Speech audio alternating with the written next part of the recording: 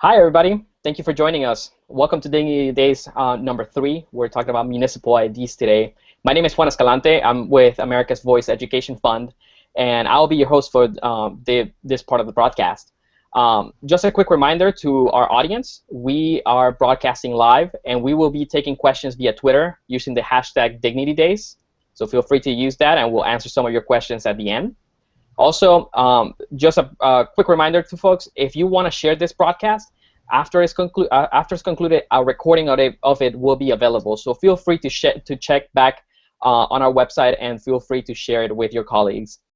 So we'll go ahead and get started. The point of these conversations is to have just a quick way to highlight some of the work and some of the victories that are taking place in our community and that are impacting immigrant families all across the nation.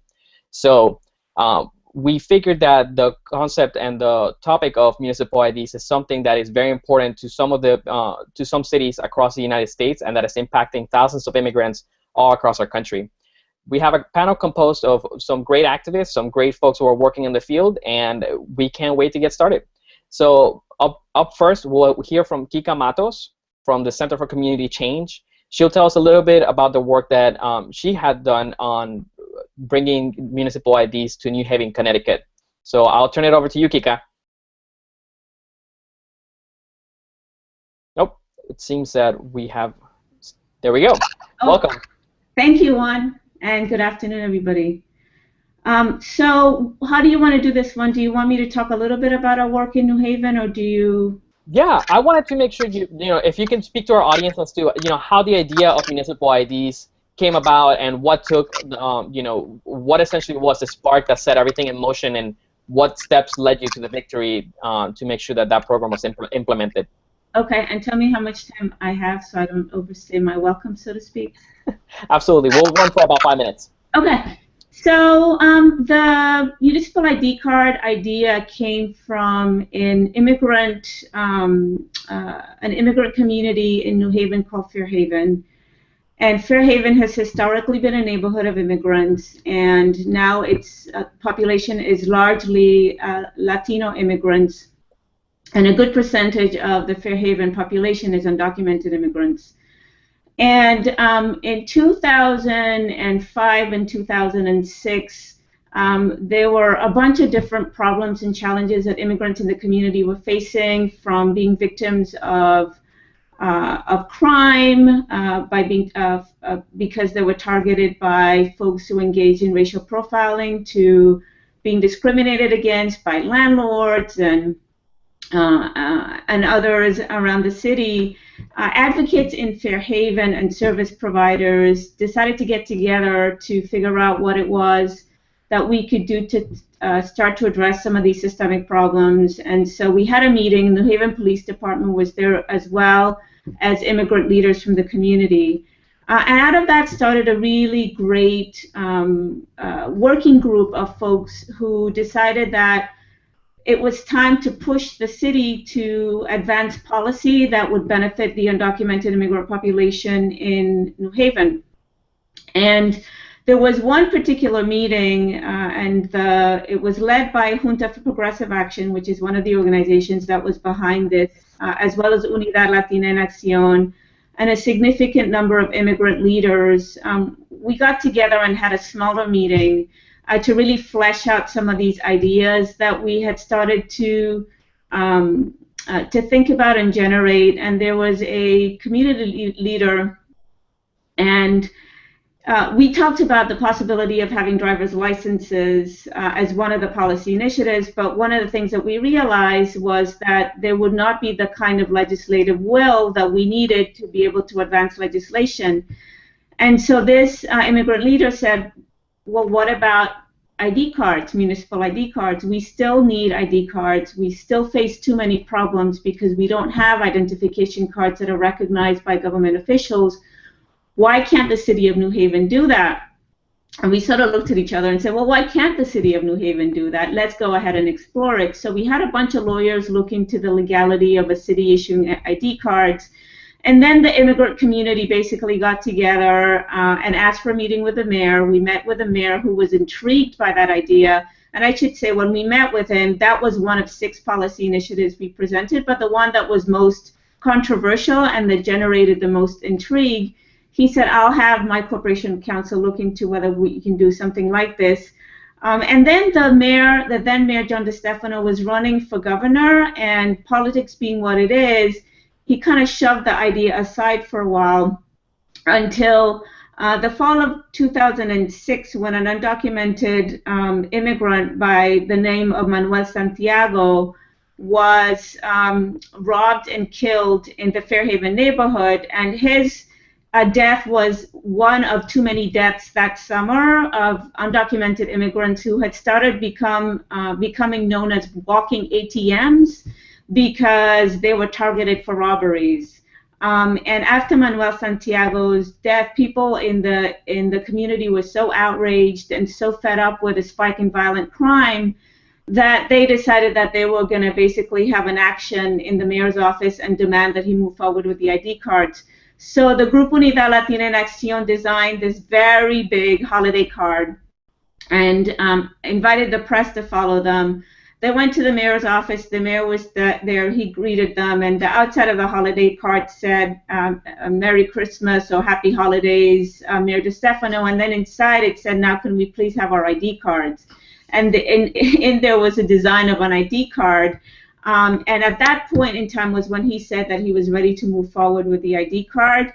At the time I was working at Junta, and he asked me to come in to be his deputy mayor for the city of New Haven, and I agreed to do it, but only under the condition that A, we would be able to move forward with the ID card, and B, that we would be able to advance immigration integration work out of the city.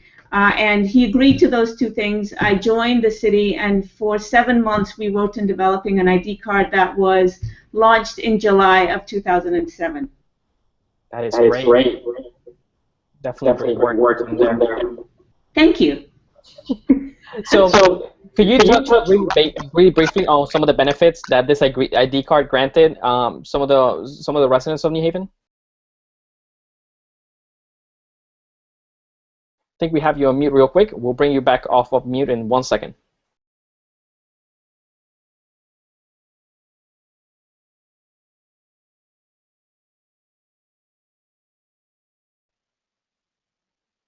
Okay, we'll come back and make sure that we get that. So we'll transition onto our next panelist. We have Ms. Vita Mostofi from the New York City Office of the Mayor, specifically in Immigrant Affairs, and she'll be discussing one of the programs that the mayor's office has been rolling out in New York City. So thank you so much for your time, and we look forward to hearing what the city of New York is doing for its residents.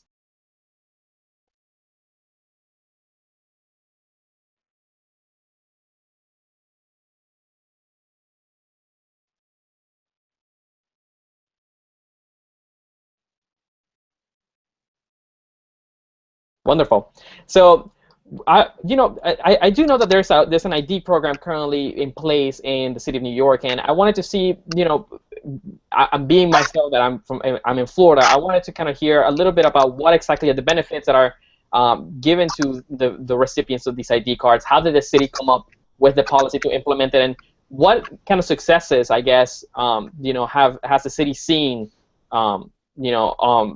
with the implementation and the rollout of these ID cards? What are people saying, I guess, is the main question.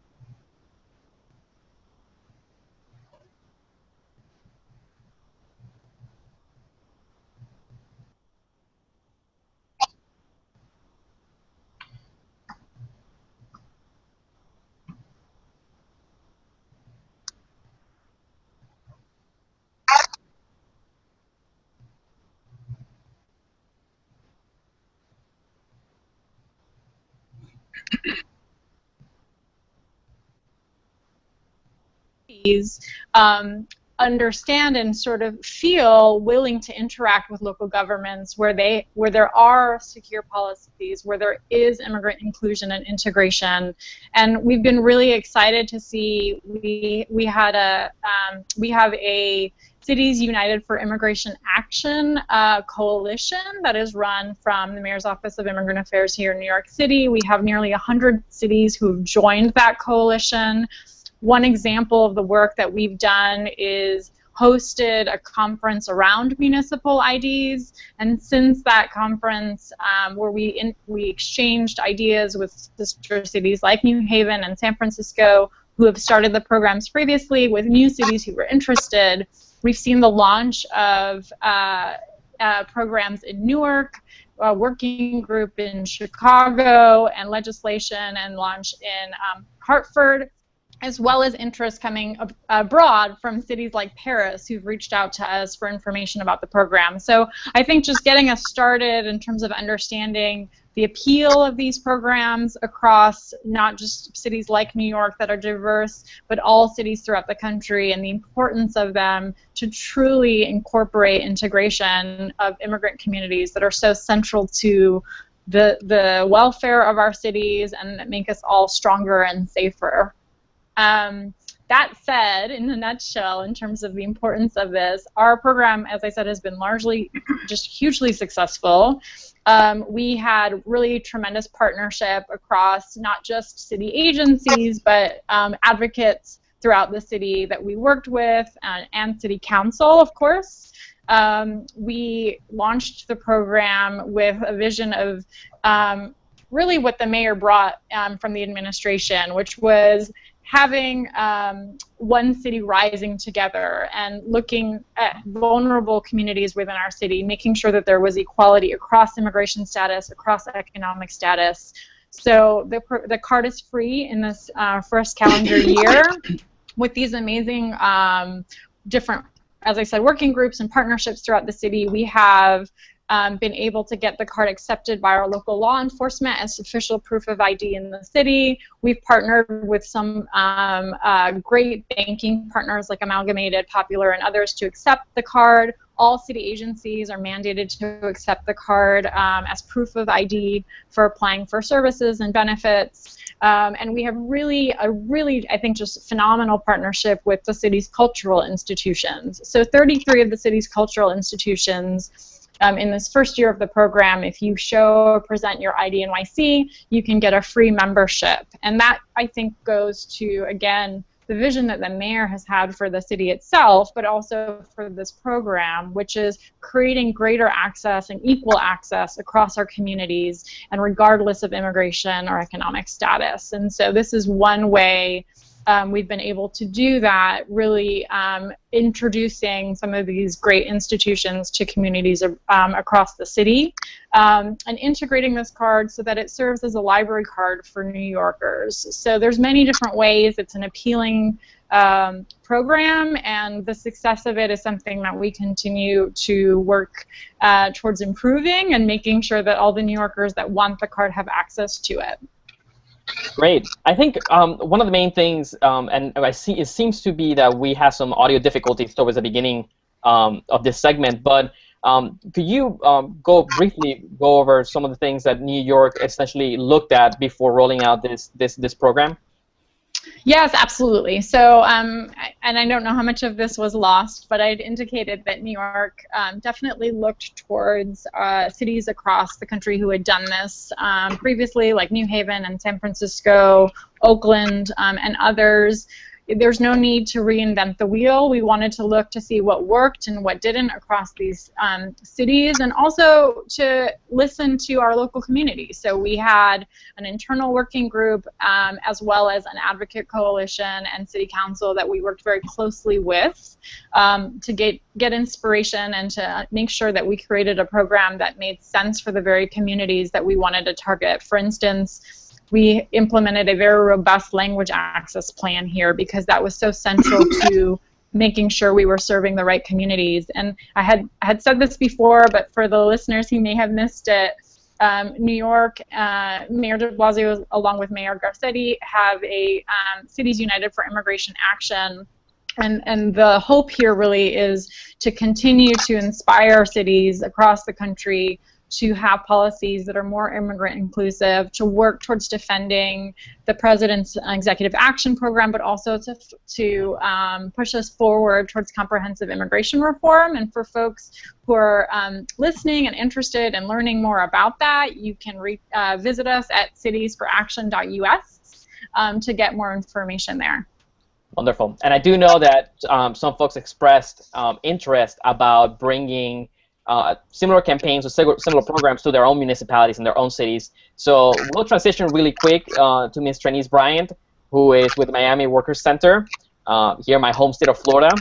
And we will hear about a campaign that's being currently conducted down in Miami-Dade County to bring a similar ID program to the folks and the immigrant families down there. So I'll turn it over to you, Bernice, and if you can tell us a little bit more about the campaign that's being led, you know, who are the people behind it, and what are your hopes in terms of accomplishments and outcomes from this campaign that folks are conducting down there? Okay. Again, my name is Trinice. I'm with the Miami Workers Center. So back in 2011, the Miami Workers Center recognized that a lot of the problems, like in the nation, on the national level, in respects to the needs of the owners of like some of the members, we set out to engage like the immigrant community within the city of Miami to determine like whether or not the municipal ID will help or alleviate some of the problems like confronting like the families. So we did some canvassing in Little Havana, Wynwood, and like Alapata neighborhood. We engaged in like several hundred residents in conversations about the most pressing like social issues in their community. So recently we saw our elected officials take notice to the needs for the municipal ID program, and like they agreed to like do studies, like study the benefits and the costs of doing this in the county's commission level. So we had worked we worked hard to share the stories that some of the undocumented communities, without having access like to official documentation. And my own story and like were to like members of my own family that had issues around getting an ID. So for example, like my stepfather, he's a citizen of this country, but he faced like hardship to like different situations, not having a valid Florida state identification. So he was like going back during the time when they had like midwives, and midwives didn't report things. So for him, he worked all his life, and at the end, when he went to go get to apply for his Social Security, he could not get it because he didn't have the right documentation as far as to show who he was. So he had an identification card, but the identification card was like expired. So in the state of Florida, since 9/11 happened, you had to prove who you were. So at that time, he didn't even have the proper documentation as far as like a birth certificate. So he had to sort to having his mom to find this midwife to find out if she had like documentation of the birth. So he ended up getting that after several years of doing that. He ended up getting his identification to get his Social Security. So had he had a municipal ID, had Florida had implemented a municipal ID at that present time, he wouldn't have had to wait several years to even get his Social Security. So then, like, here's another example. We have one of our comrades here who's a member of the Miami Workers Center. She's an undocumented Latina woman that came over, and during that time, she was working at a factory, and her employer knew that she was undocumented, so he insulted her. So by she's being undocumented, she couldn't tell anyone. She felt like she couldn't tell anyone. So had she had a municipal ID, she wouldn't have been afraid to call like the police or whatever. So what we are seeing is policing pushing our people underground, whether it's undocumented people having to live with shadows of others, of people of color, or left out without being proved that they have the need to be protected with with basic rights and dignity, and like having them vulnerable to our city, so they can have like a municipal ID. So, like we know, like this will help people. If we get the municipal ID here, it'll help people of the LGBTQ community, and also it'll allow people, elderly people, children, ex-felons, runaway youth, maybe domestic violence, women with domestic violence. They'll have something to even show to officers if they get stopped. So among like many of the benefits of the city, we have identified 3 of the like main areas. So the 3 main areas that we identified were like public safety, access to services, social services, and social economic integration. So that's where we're at right now. We've had a hearing like 2 weeks ago with the county commissioner. So right now they're looking into how other states have implemented the municipal ID. So I'm thinking we're having another hearing coming up pretty soon, where that we can again address the issue and see what the research that they found from other cities on how to do municipal ID here in the state of Florida. Great. And mainly in Miami-Dade County. Wonderful, wonderful. And it seems to be that the county is willing to listen to a lot of the proposals that are being considered. Is that correct? That is correct. They kind of surprised me. So when we went to this hearing, the story around the undocumented Latino woman, that really touched them. That really like kind of changed their minds and their thinking that, hey, we might need to research this. We need this, in Miami-Dade County. So let's research and see what other counties did, and how much would it cost us, if it would cost us anything at the county level. Yeah, I think I can definitely relate to some of that, to some of those experiences. I know that my mother, was victim of a crime where they broke into her car and stole her belongings, and she wasn't able to report it to the police, and she's undocumented herself. So definitely, something that our state and especially our South Florida community should keep an eye out. So it seems that we have reached the end of our panel. We have a couple of questions that have been submitted to us via Twitter. So thank you to those who have submitted. I wanted to kind of kickstart with my personal question, which and we can loop back around to Ms. Kika Matos on the benefits that the New Haven ID provides to members of the community. So if you can elaborate really quickly on what those are, that would be wonderful. Sure. So we designed an ID card that would have appeal beyond the immigration population, because we wanted to make sure that it wouldn't serve as a kind of a scarlet letter to single out the undocumented population. And we thought about particularly vulnerable populations that would also benefit from the ID card, including the elderly, persons returning to their communities from prison, and kids. And so we looked around and did a scan of the available things that the city could offer that would make it appealing to the New Haven population at large. So the ID card serves as a library card, so it's got a little barcode that allows you to have access to all of the public libraries.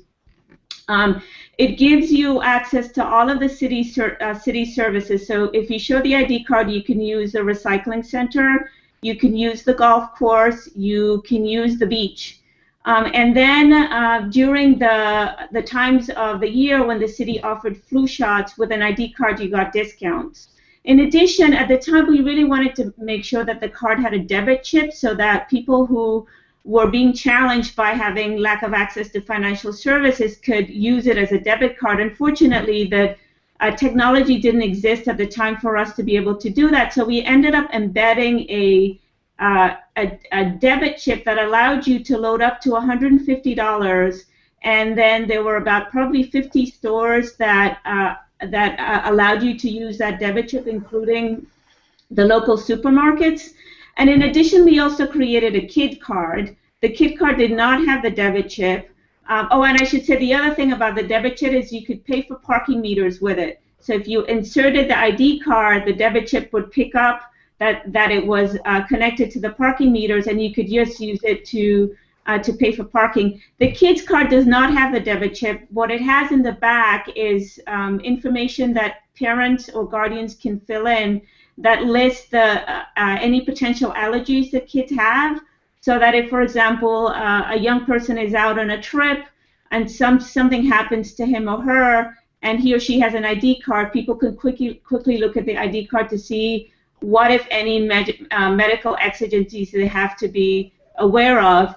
We also worked, during the first couple of years, we also had mobile units that targeted community centers, so not just community centers serving immigrants, but we went to the elderly centers, we went to public libraries, we did a lot of outreach to the public schools, and we worked with the student population as well to make sure that the card was seen as a citywide card with appeal to New Haven residents writ large.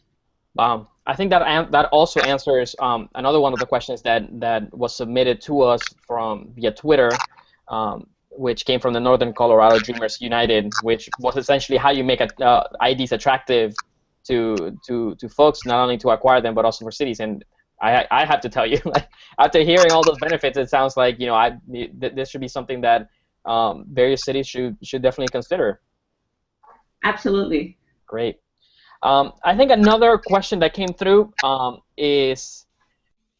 comes from Anna Temu, and this also comes from Twitter. How do we fund these ID cards? And I don't know if Bita, if you want to take a shot at that, given that I think you mentioned that the ID card in New York City is free to the folks who apply for it.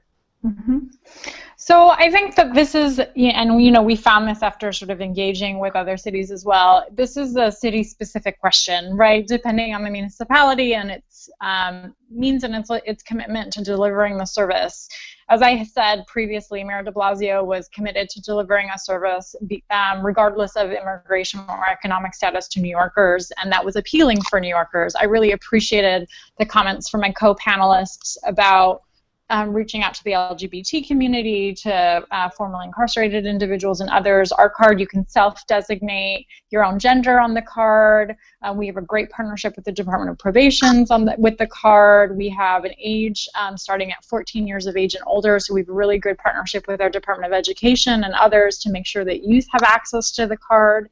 And I think that given sort of the breadth of appeal, when we looked at sort of providing this service, and it being one of the mayor's signature initiatives on his platform, we felt, and he felt strongly, that this was something that we could deliver to New Yorkers as part of the service the city renders. So it is fully funded by the city, as I said, and by the administrative budget, and there isn't an additional fee. This is our first year, so we will see sort of what happens going forward, of course. But I know that different cities have had creative models to keep costs low, and one thing that we have continuously talked about too is the ability to have hardship waivers for residents who can't afford, even if it is a nominal fee, to get the card regardless of a fee that might be attached for other residents. Great. Wow. Okay. That's very insightful. Thank you. And we do have one last question, although it seems a little bit specific, so I wanted to kind of like bring it up to a little bit more of a general sense, is that, what kind of pushback have we encountered on this? And I wanted to ask Trinice, because her campaign's ongoing, but I fear that we may have some technical problems with her equipment. Trinice, are you still there? Okay. We'll wait a little bit, but I wanted to hear from our current panelists, what kind of pushback, if any at all, has existed, when proposing a program like this. I think that, we always get caught up in the anti-immigrant rhetoric and, what exactly is going on. So I can certainly see the benefits of this, but has there been any criticism or any sort of pushback from certain individuals about these type of identification cards? Yeah, I have an ugly story, and I think it's because we were the first city to come out with the initiative, and at the time that we came out with it, it was 2006, 2007, in the middle of this massive effort to bring about comprehensive immigration reform. We faced tremendous hostility from an anti-immigrant group called the Community Watchdog Project, and on the day of the ID card launching, we got threats. I got death threats. The mayor got threats. Immigration advocates were harassed. And on the day of the ID card launching, the Community Watchdog Project actually came and started harassing people who were standing in line, getting their ID cards, asking them if they were documented or undocumented. So I remember we got so many threats that I actually kept a file of the threats, and some of the threats were investigated by the FBI. The file must have been about this thick, filled with really hate-filled comments, because the Community Watchdog Project mobilized the white supremacist anti-immigrant network around the country, and they focused their attention on New Haven. The hostility wasn't just from anti-immigrant groups, it also came from the federal government, because the federal government at the time was very opposed to New Haven moving forward with the ID card program. So 2 days after our city hall, called the Board of Aldermen, passed a measure 26-1 in support of the ID card, the Department of Homeland Security deployed ICE, and they conducted raids in people's homes, and they took away 32 residents, most of whom lived in the Fairhaven neighborhood where I lived, and we accused them of engaging in retaliation. There was no way that this was coincidental, that 2 days after we get this measure passed, the feds are in town conducting sweeps in people's houses. And so we had a bit of a battle with the Department of Homeland Security, and we accused the federal government of engaging in retaliation for something that we were legally permitted and entitled to do that they didn't like. Wow. Wow. Great. Well, it seems that we have... Yes? I just wanted to say that Give us 1 second there. I think we might be losing you there for a second. Just Can you hear me now? one more time. No, sorry. It seems that either it's the bandwidth or yeah. I am so sorry, but I do want to encourage that we continue this conversation, because obviously as we've seen in Miami, or as we've seen in the communities that we have highlighted here, this is something that is obviously of interest, and from what we have heard, carries a lot of substantial benefits from the people that are able to receive it. I do know that there's another question by Amanda Fullerton in terms of how do we prevent individuals from being singled out, and I think that a couple of our panelists touched on the issue, making sure that the ID card did not have any sort of, I think that I heard the reference of the a scarlet letter on it. I do know that there is some issues when it comes to driver's licenses, but it seems that municipalities are working to make sure that these ID cards are very uniform. Yes. So I will be sure to follow up with our viewers. I want to thank all the members of the panel for joining us today. It seems that we have reached the conclusion at our 30 minutes. Trinice, do you have any final thoughts, or if you wanted to give us a final comment? I know that we lost you there for a little bit, so let me make sure that I bring you off mute. Or if you could unmute yourself, I think that you're on a mobile device. And if you want to give us a final thought, that would be wonderful. I think we still have you on mute there. Nope. Technology can definitely be one of those. There we go. Hey. Can you hear me now? So I had a last question that someone asked about, like the municipal ID around ICE and everything. So when we brought it to our commissioners, that was one of the things they say that they're not going to use the municipal ID to attract people around ICE. So that was Yep. Thank you. We may have some troubles there again with the bandwidth. I think that this may be an issue with the room processing everybody, but so I guess for our viewers, given that we're a little bit over time, I'll be sure to collect information from our panelists and make sure that we send that around to our list. For more information, you can visit ourhome.us and make sure to check out some of the resources there, and we'll be sure to follow up for the viewership that we have here today. Remember that you are able to share this broadcast with anybody that's interested by accessing the recording on the same website. That is ourhome.us.